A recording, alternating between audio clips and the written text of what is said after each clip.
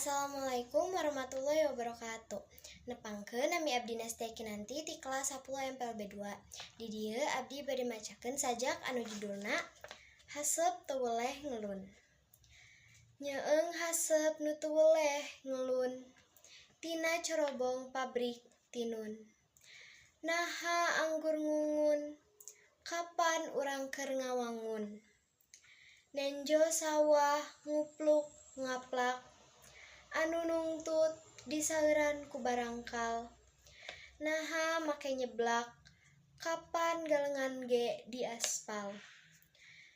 Nyawang gunung nu ngalumuk, horeng rurut balulistir. Naha kudu ngaharuk, kapan untungna geus kakeruk. Kunaon atuh ti belat, ka sawah nu hejo ngemplob, ka gunung nu ngalangkung, ka leuweung anu geueuman. Da eta mah geus kaliwat. Lain nineung pedah eueuh, nineung soleh kanu heueuh, nu hirup bari huripna, ringgis kari urutna.